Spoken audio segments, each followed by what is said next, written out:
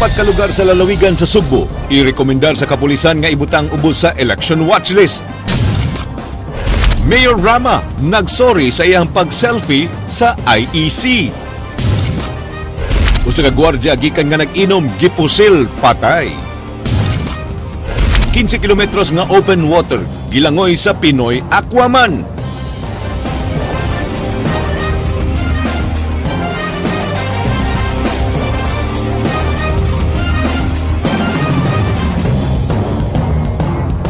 Mayng hapon sugbog Kabisayan, Cebu Maternity Hospital matangtangan sa lisensya sa pag-operate kung dili sila formal nga makapahibalo sa Department of Health sa pag-undang sa ilang operation. Ang hospital padayon gihapong nanawat niya itong mga nakapan ang ilang prenatal services gi-refer na sa laing mga hospital. Kinigiaksyonan ni Ryan Sorote. Abli pa ang Cebu Maternity Hospital.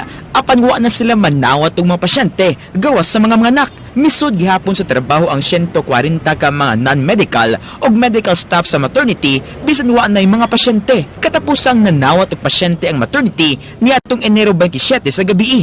Ang mga pasyente nga nakaschedule na sa prenatal ug ubang mga serbisyo sa maternity agi pang refer sa ubang ospital o giulian sa ilang mga kwarta.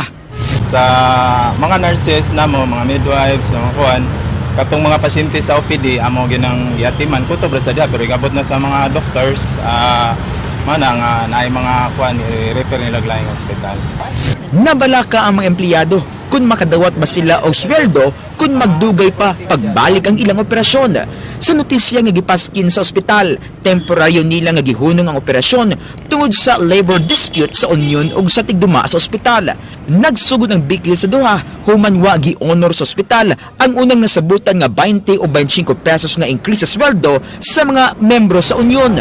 Ginsister sa hospital administration ang paghatag lang og piso nga usbaw sa suhulan nga gisupak sa union. Ang kanang ilang piso di man gud na madawat sa mga empleyado. So in between diha naragid diha unta ang sulbad. Dili ka ng pagbutang nila diha og kanang temporary closure. Magmeeting ang tigduma sa ospital, union ug National Conciliation and Mediation Board aron husayon ug kung mabalik ang operasyon sa maternity hospital. Matod sa DOH-7, way formal nga pagpahibaw ang maternity nga muhunong sila og operate. Kung mapakya sila sa opisyal nga pagpahibaw sa maternity sa Department of Health, mahimong i-revoke sa DOH-7 ang ilang lisensya pag-operate. So if we can confirm that they are really not operating or they have closed and not operating the hospital, the maternity, then of course naaman under sa ato ang ilang license to operate. So of course we will also give them the due process that we will cancel their license to operate. Alang sa Aksyon Bisaya, Ryan Sorote, News 5. Gibantayan karon sa mga tinugyanan ang mga airport sa posibleng pagsulod niadtong nagdala sa Zika virus. Gawas sa pagtakboy sa sakit pinaagi sa pinakan sa lamok, gituhuan usab nga makuha kini pinaagi sa sexual transmission uban sa carrier sa virus. Kini giaksyonan ni Ryan Sorote. I am now declaring that the recent cluster of microcephaly and other neurological abnormalities reported in Latin America, following a similar cluster of French Polynesia in 2014, constitutes a public health emergency of international concern. Usa na ka global emergency ang pagkatap sa Zika virus nga makuha gikan sa pinakan sa lamok. Apan di kini makamatay sama sa dengue fever. Aduna kini sintomas nga hilanat, rashes, joint pain, muscle pain, labad sa ulo ug pagsuka-suka ug pagpuwas sa mata nga mulanat sa pipila ka adlaw ngadto sa usa ka semana. Mahimong maayo gikan sa sakit pinaagi sa pag-inom og tubig ug pagpahuway. Kani mild ra man gyud ni siya. As I have said kanina, mura ra kang nag-flu. Kay all the other viruses, mao man gyud na ang ilang symptoms, no, nga mag-fever ka. Delikado ang Zika virus sa mga mabdus tungod sa mahimong epekto ini sa ilang gisabak nga bata. Ang Zika virus nga gidudahan nga hinungdan sa 4,000 ka mga congenital disorder sa mga tao nga bata gikan sa Brazil ug sa ubang mga lugar sa Latin America. Usa sa mga epekto ini ang kapakya sa pagdevelop sa utok sa bata nga gitawag og microcephaly o ang paggamay sa utok ug ulo sa bata. Delikado ni ini ang mga bata nga gisabak sa ika-4, ika-7 ug ika-8 nga buwan. Nakitaan sa studies or sa further investigation nga ang mga pregnant women are more prone, no? Pregnant women kay ngano man ma-transmit man niya, no, ang virus padung sa iyahang baby sa sud pa sa tiyan. Gawas sa lamok, gikumpirmar pa sa World Health Organization nga mahimong ma-transfer ang Zika virus pinagi sa blood transfusion. Doon na sa gikataho nga natakbuyan sa virus pinagi sa sexual contact. Zika virus could be transmitted really kay wala pa man gyud tay studies kay only a few, so that would be a bias kung ato gid i-conclude, no, nga ma-transmit gyud sa sexually. Matod sa DOH-7, kuwang pang ilang nahibawan sa Zika virus. Pagkakaroon, giandam ang Vicente Soto Memorial Medical Center nga himuong testing area dinhi sa Kabisayan niadtong gikatahapang natakbuyan sa Zika virus. Gihimo usab nga mga test centers ang Research Institute for Tropical Medicine, Lung Center of the Philippines, San Lazaro Hospital, Baguio General Hospital ug Southern Philippine Medical Center. Ipang-distribute sa DOH ang mga Zika virus testing kits sa mga testing centers. Katapusang dunay na sakit og Zika virus sa Central Visayas ang usa 15 anyos nga lalaki niadtong 2012. Gibantayan sa DOH-7 ug sa Bureau of Quarantine ang Mactan Airport hilabi na sa mga pasahero gikan sa mga nasod nga dunay Zika virus cases. Intensify na po nato atong monitoring with the international airport through our Bureau of Quarantine nga katong nagyapon ta mga checklist na kung asa sila gikan, ang travel nila history. So pareha ra gyapon sa kanang MERS-CoV nag-intensify gyud nato ang mga travelers nato. Alang sa Action Bisaya, Ryan Sorote, News 5.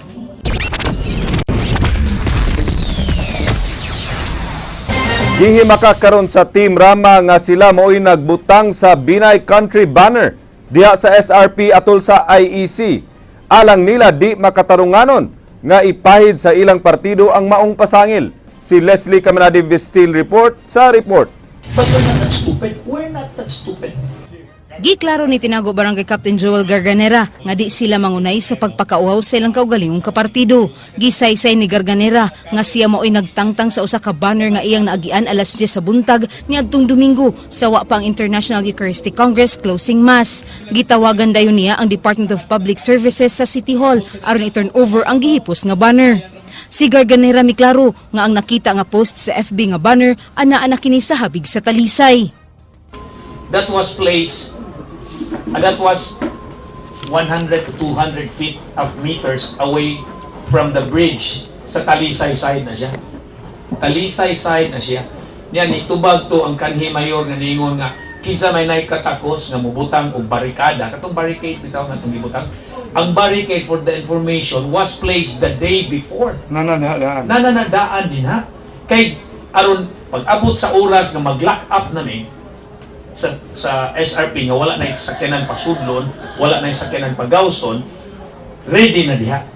Matud pa ni Garganera, sayod sab sila kung unsaon pagrespitar ang usa ka religious activities. Dugang pa ni Garganera nga unfair kaayo alang nila nga mapasanginlan nga sila mo'y nagbutang sa maong banner.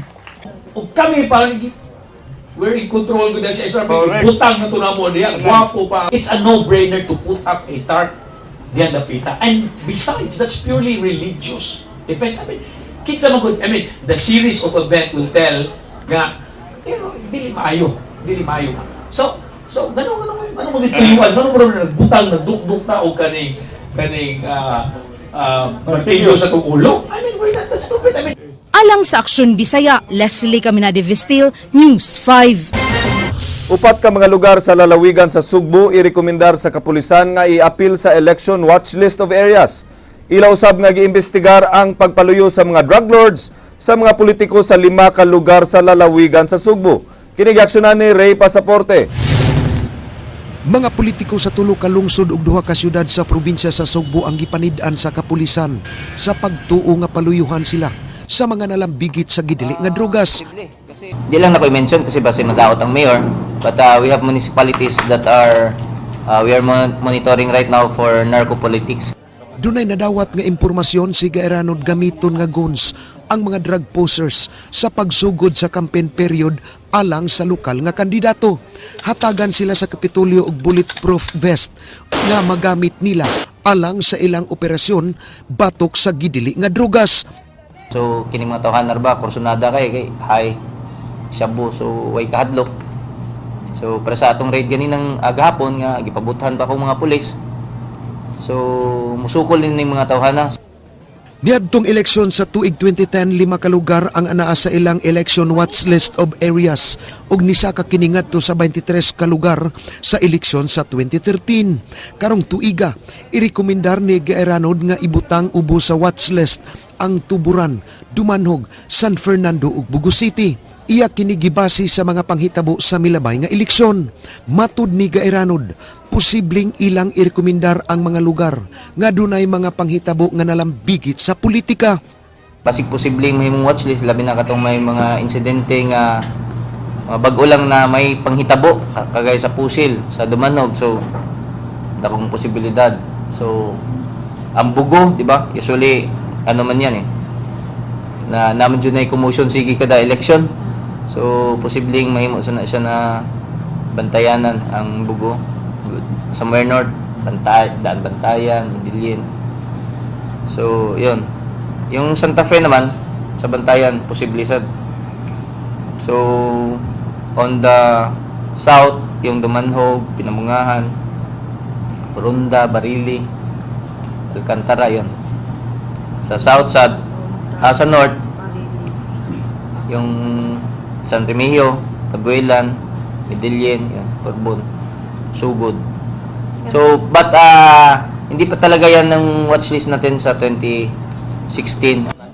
Ilasab gitan-aw karon ang kapabilidad sa usa ka lokal nga kandidato nga maka-afford sa pag-hire og mga guns nga magamit nila sa eleksyon. Usa na ini mao ang lungsod sa Tuburan nga sa miaging eleksyon sa 2013 dunay nadakpan nga guns sa usa ka kandidato nga gihire gikan sa lalawigan sa Masbate. Up to the three groups, yung AFP, PNP at saka COMELEC, kung unsa di masabutan kasi mahirap din na masira yung kanilang lungsod or munisipyo. Di po na kayo lang San Fernando sa Yeah, San Fernando also kasi grabe din yung San Fernando na in fact both mayors are texting me or calling me for help, yeah. Allegations both sides. Alang sa Aksyon Bisaya, Ray Pasaporte, News 5.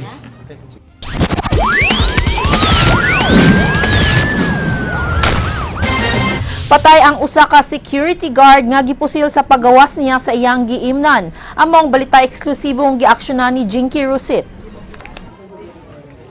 Dinhi sa inner portion sa sitio Mapahiubsanon, Barangay Bulacau, Siyudad sa Sugbo, nagbuyod nga wa ni kinabuhi ang 25 anyos nga security guard. Gipusil patay kini pasado alas 3 ang takna sa hapon kagahapon sa giingon nga kaila ra usab ni ini. Ang biktima nga si Alejandro Bayawa, gikan nakig-inom siyang higala nga si Lino Arante.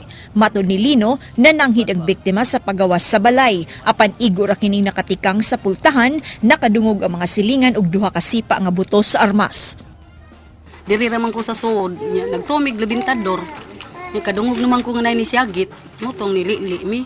Ako nakita mo na natumba. Ang mga residente sa dapit positibo nga miila sa suspect nga si Reggie Labajo, 22 anyos, o giingong paryente rasab sa biktima.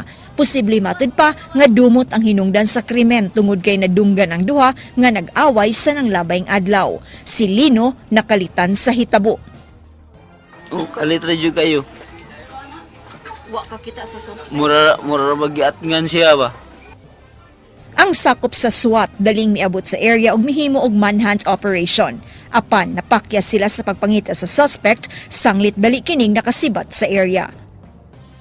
Alang sa Aksyon Bisaya, Jinky Rusit, News 5.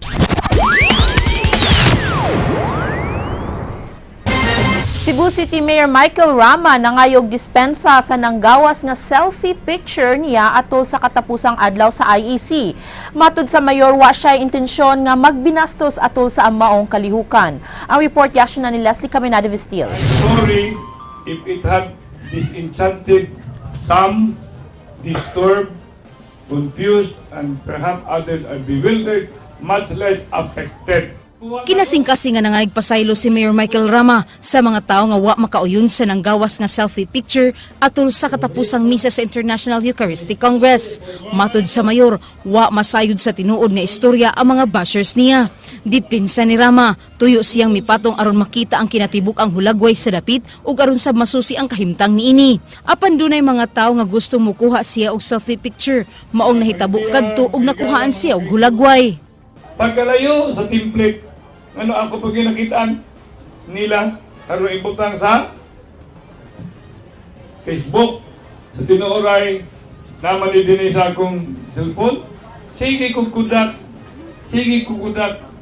isaka ko to take a picture what really is the situation, because that will give us a better, what we call, foresight. Mooning kalakiha kataghana, what ought to be done when the exit will be forthcoming. Precisely, pag sige na mag-picture na, ang nasa tubangan ako, sige sa silang picture na ko, nalingon do, Mayor, selfie! Tuwa naman ko sa ibabaw, silang selfie, nalasag ko. Giklaro sa mayor nga layo ra kaayo siya sa templete dihang iyang gihimo ang pag-selfie. Wa sab siya intensyon nga himuon ang maong butang nga maghatag og daotang epekto kaniya, labaw na ang magbinasto sa reliyosong kalihukan.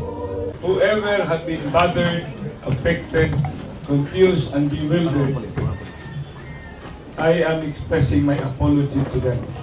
No intent to hurt them, no intent even to desecrate the whole historic event. I'm just, perhaps, kanang ginganlan og nalipay na sa ko, sa social media, tuhan na kayo din ang ganahan sa selfie, hasta ang Pope. Kisumsuman karon ang selfie picture ni Rama dihang ang kaatbang niini sa politika nga si kanhi Mayor Tomas Osmeña may komento kalabot sa gihimo sa mayor. Gani sa usa ka Facebook page ni Osmeña, nagpost kini sa nag-viral nga selfie picture ni Rama. Alang sa Aksyon Bisaya, Leslie Caminado Vistil, News 5. Pinoy Aquaman milangoy gikan sa Pamilacan Island hantod sa Baclayon, Bohol. Kini iyang gihuman sulod sa akapin 5 ka oras. Anya report ni Jinky Rusit. Human sa malampusong mga paglangoy sa inila nga Pinoy Aquaman nga si Attorney Injimar Macarine aron i-promote ang limpyo nga kadagatan, subli na sab siyang milampos sa paglangoy sa 15 kilometros nga gilayon gikan sa Pamilacan Island padung sa Baclayon, lalawigan sa Bohol. Gilangoy sa inila nga triathlete ug manlalaban ang maong isla sud sa 5 ka oras ug 59 minutos. Apan gibutyag ni Macarine nga kini ang labing lisod sud sa 19 niya ka mga langoy sa open water category tungod sa pagsud sa northeast monsoon. Medyo hinay ang atong paglangoy tungod kay kusog kaayo ang hangin, dagko ang bawod ug kusog ang current. Niadtong nakalabay nga Enero 17, gilangoy sab sa Pinoy Aquaman ang 11 kilometros gikan sa Sumilom Island sa Surigao paingon sa Barangay Punta Bilar, Surigao City. Karong Marso 6, langoyon ni Macarine ang Subic Bay. Giklaro niya nga hangtod kaya pa sa lawas sa edad nga 39, magpadayon ng iyang advokasya pag-atiman sa kalikupan labi na ang kadagatan. Ako ang gi-promote sa atong mga swim, mao ang kalimpyo sa dagat o ang turismo sa Baclayon, Bohol. Alang sa Aksyon Bisaya, Jinky Rosit, News 5. Liberal Party misalig nga makakuha sa mga boto sa Sugbuanon bisan sa pagsuporta sa One Cebu sa United Nationalist Alliance ni Vice President Jejomar Binay. Kini giaksyon na ni Jinky Rosit. Pinyo mamaya, lingkon mga ning Elpis Toledo. Igor ang gikatawan ni Cebu Governor Junjun Davide ang gibutyag ni Toledo City Mayor Sonny Osmeña nga dili mudaog ang Liberal Party sa 3rd District sa Sugbo karong umaabot nga eleksyon. Alang ni Davide, lig-on ang ilang lineup sa lokal ug national nga mga kandidato, rason nga kumpiyansa sila nga makakuha sila og dakong boto. Kini bisan og gipaybaw ni Mayor Osmeña nga imposible nga makakuha og solid vote ang Partidong Liberal sa Sugbo. Nasayran nga ang Cebu City ug Cebu Province adunay mga botante nga moabot og 2.7 million. So we hope to deliver the votes for our presidential and vice presidential candidates. We are confident of a Rojas Robredo win here in Cebu. Naglaraw karon ng Liberal Party nga mopahigayon og dako nga panagtigom sa mga kandidato aron subling ipaabot sa publiko ang ilang plataporma de gobyerno. Yes, ako may bang patingali so patingali maka-decide no. Walay hagyo ko LPC Buga. Wasab matarog ang Liberal Party sa pagsuporta sa One Cebu sa una presidential candidate nga si Jejo Marbinay. Alang sa Aksyon Bisaya, Jing Kerosit, News 5. Nagkalain-laing kooperatiba gikan sa lalawigan sa Sugbo mitambong sa gipahigayon nga Cooperative Summit sa Provincial Capital Kaganiha. Si Governor Junjun Davide mipabot sa iyang hugot nga suporta ngadto sa tanang sakop sa kooperatiba sa lalawigan. Pagkakaron 700 ka mga kooperatiba ang nagpa-accredit sa Provincial Capital. Sama sa Cooperative Development Authority, andam sab ang gobernador nga maminaw sa mga sentimento sa mga kooperatiba aron matagad kini ug mas mapalambo pa ang dagan sa ilang mga proyekto. Karon daghan ang mga cooperatives ako nahibawan nga nagpa-accredit na sa province because they saw the province was really serious nga nang sa ilang suporta dito nila which they did not experience in the past.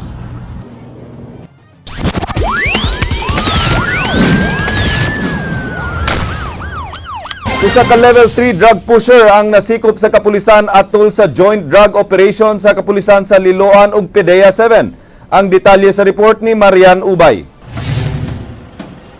Atol sa gipahigayon nga buy-bust operation kagahapong adlaw, gidakop sa mga sakop sa Liloan Police Station ang usa ka level 3 drug pusher sa Purok Sitaw, Sitio Bagakay, Barangay Katarman, lungsod sa Liloan. Kuyog sa Liloan Police ang mga personahe gikan sa PDEA, dinadakpan nila ang subject nga si Sara Melo Franco. Ang live-in partner ini nga si Richard Rivera daling nakasibat sa nahitabuan. Si Franco na aresto na sa samang krimen ni atong nakalabay nga tuig apan nakapiyansa kini. Kaning gihapon ilang family last November 2015 subject ni sa buy-bust operation sa PIB. In fact, ang inahan ug ang iyang igsuon nga laki nadakpan sa PIB nya siya nakapiyansa. Kaning atong nadakpan si Sara May. Laki pusab sa nadakpan ang gituuhang tawo ni Franco nga si Alfonso Tagalog. Nakuha gikan ni Tagalog ang usa ka kalibre 45 ug napulo ka pakete sa shabu uban sa lain pang 330 ka mga small size pack gikan sa subject. Gibana-bana nga dulan sa 177,000 nga balor sa mga nakumpiska nga ginadiling drogas. Apan ang mga suspect hugot nga mihimakak sa pasangil nga ila ang nakumpiskang mga ebidensya. Kay gibili naman sad na. Hindi na tinoon sila. Tinoon? Oo. Masa naman dito, drama kay armas? Mga kuya armas sila sila. Mga kay armas sila? Ang shabu, Mga kasi po gidamang, piningatro ko sila, nag-ayaw ko rin suga sila. Padayon karon nga gipangita sa mga kapulisan ang nakaikyas nga live-in partner ni Franco nga si Richard Rivera. Alang sa Aksyon Bisaya, Marian Ubay, News 5. 14 ka lalaki ang nadakpan sa kapulisan sa Danao City Police Station sa usa ka drug den sa Barangay Look. Kini gi-aksyon na ni Ray Pasaporte. Ang unang impormasyon nga nadawat sa mga kapulisan sa syudad pinaagi sa tawag sa telepono nga nagpahibaw dunay grupong nangisyo ug masyaw. Ilang giadto ang lugar ug ilang nadakpan. Ang usa ka lalaking aser sa masyaw apan nakadakop sila laing 14 ka lalaki sa maong lugar nga nagsuyop sa usa ka drug den. In the drug den, which is very visible on our part, we apprehended 14 persons who were on the possession. So we will charge them of possession of paraphernalias and shabu. Ila na nga na-raid ang maong lugar sa miaging tuig, diin napulo ka tawo ang ilang nadakpan. Matud ni Lim, wa nila mailhi kinsa ang nagpadagan sa drug den ug dili usab manugan ang mga residente ug ang mga dinakpan. We do not know yet. Kay ang kuan gud mo giparintahan lang ni siya. Giparintahan lang. Ganun na po yung mga personality na inakita na Kisay paluwa. Na sir, pero wala man lang maguna sila karon diha. Giparentahan nila. Probably ilaha dya pong tao pero ilis-ilis magod. Suway nga gikuhaan og pamahayag ang 14 ka dinakpan kung doon na bay usa kanila ang mutugan. Si kinsa ang nagpadagan sa drug den. Apan pulos lihay ang tubag. Hindi man di ka itong higayon Dito sa tukuan sa umua, sa ulula, tarawig TV. Unya? Lagi, apil mami kay wag mo padagan ako pagdagan masad mi. Dili di tinuod nga nanuyop mo. Dili tinuod, unom mi kabog diri sa gawas. Ang uban diri na sa drug din nila nakuha, kaming unom diri mi sa gawas. Kinsa man gyud naas drug den? Kada sila kung kuhan ko kasiyam. Ya, nainanagan dito sa amo, napil ko. So kamong tanan ni Napil mo na. makak mo ni? Wag ko manghambog bisag magkuan pa ko. Pero musuyop ka. Limon mo ka pero musuyop ka. Mugamit ka. Aw kana hinuon di gina nailungod kay bisyo man na. Si Senior Superintendent Clifford Gairanod nagkanayon nga nagkainahanglan sila og tabang sa publiko ug sa mga barangay officials nga maoy unang nahibaw ug nakaila si kinsa ang namaligya og shabu sa ilang barangay.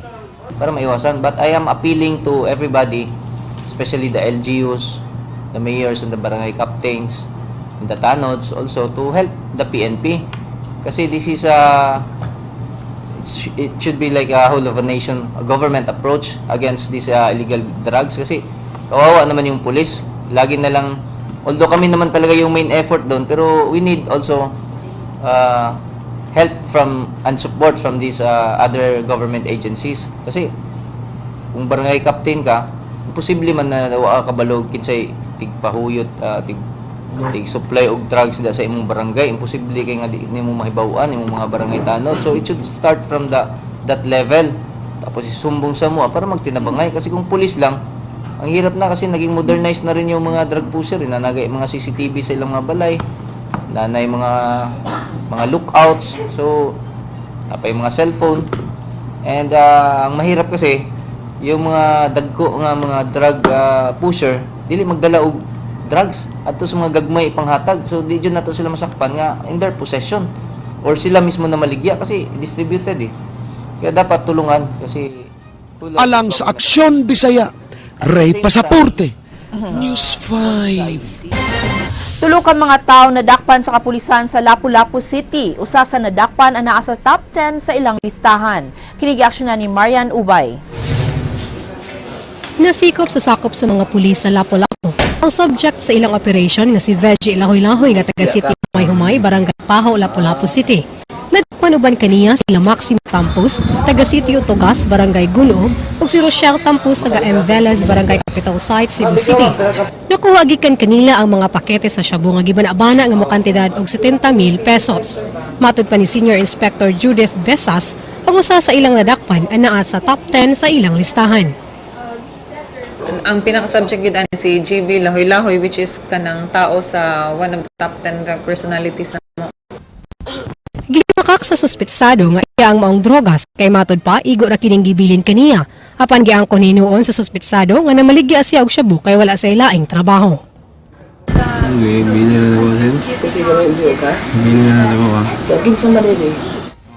Alang sa Aksyon Bisaya, Marian Ubay, News 5.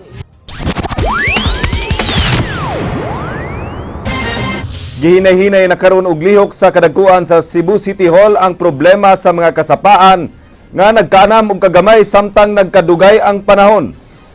Ang Vice Presidente sa Association of Barangay Captains, Kapitan Joel Garganera, mihulagway nga kinahanglan nilang i-restore og balik ang mga kasapaan nga hilabihan na kahugaw. Naglaraw sab silang papawaon kadtong mga balay nga nakapatong sa sapa tungod kay anaa sila sa danger zone. Usa sa ilang na-identify katong anaa sa Dan Colon. Usa sa na-develop nga sapa mao ang Estero di Parian, diin gikan sa gamay nga lugar karon hamugaway ng tanahon. Sugdan na og limpyo. Kaya ang ilantaw na to restore sa atong kaugalingon ang kinakaraan nga waterways at the same time hamugaway sa ng pagkamuyo sa labi na sa mga lupyo din nga pirmi lang itaw maguman ng paumbahan.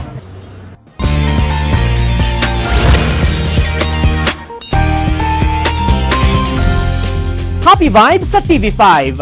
Usa ka lalaki sa India nakapanag-iya sa makadiyot sa labing sikat nga multi-billion dollar website company nga Google. Kinihuman niya mapalit ang maong web address sa kantidad nga $12 o kung 570 ka pesos lamang. Alang sa dugang detalye ni ini, ani ang report. Nahimo kini ni San Mayved sa dihang nag-search siya sa Google Domains o sa ka-website nga gipanag-iya sa Google nga dunay mga listahan sa mga pwedeng mapalit nga web address alang sa mga tao nga gustong maghimo og kaugalingong website. Dako ang katinga ni Ved sa dihang nakita niya sa listahan ang google.com hinungdan nga iya kining gipalit sa way pagduha-duha sa kantidad nga $12 o kung 570 ka pesos. Apan, dali nga nahibaw-an sa Google ang computer bug o sayop sa ilang sistema, busa, dali rasab nga nakansila ang pagbaligya sa website nga google.com. Tungod sa maong panghitabo, sikat na karon si Ved nga giingon nga nakapanag-iya sa multi-billion dollar website sa pipila lamang ka minuto. Gipasidunggan usab siya sa Google pinaagi sa paghatag kaniya og pahalipay sa iyang pagdiskubre sa computer bug nga naghatag kaniya sa higayon nga mapalit ang usa sa labing mahal nga website sa tibuok kalibutan. Gihatagan siya sa Google og pahalipay sa kantidad nga $6,006.13. Gituyo paghatag sa Google ang maong kantidad, sanglit nagsalamin man kining mga numero sa mga letra sa spelling nga Google. Gikataho pa nga wala gibulsa ni Ved ang pahalipay, hinuon iya kining gihatag sa usa ka charity foundation ug sa pagkahibaw sa Google company sa maayong binuhatan ni Ved, gidoble pa sa kumpanya ang pahalipay nga gitanyag kaniya. Ug mao kadto naglangkob sa atong live news karong hapon. Alang sa walay karapusang mga chika, balik ko ninyo matang alas 7:30 sa buntag. Weekday sa Rated JP sa Radio 5 101.9 News FM Cebu. Kini si JP Laupat Serra nga word of the day nagkanayon. Kung muingon silag ang mga babae murag gobyerno kay daghan og balaod, di ba nalang kintahon kini mga lalaki nga murag politiko, daghang saad. Agay!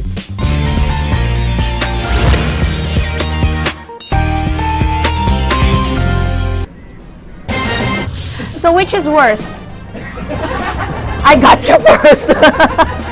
Which is worse? Kaning babae, ganahan mo sa di nga sigihag saad. So mo ba? So Pero kaning lalaki, ganahan sad ni nga bantayan. You have to be Dagag with balaod. all the time. Kinalan mo Oo. sunod. No? So parehas lang ng duha, di ba? Mao ba? Oo. They work in tandem. So Lalaki, pareha. politiko. Ang babae, gobyerno. But without the government, wala sa politiko. Why politiko? Huwag masay gobyerno. Oh, correct. Yeah. Muna, kamong mga lalaki, saad na mo taman karon kay Valentine's na. Yes. O eleksyon na. Sa ara gyud nagtarong kay ang babae na ba?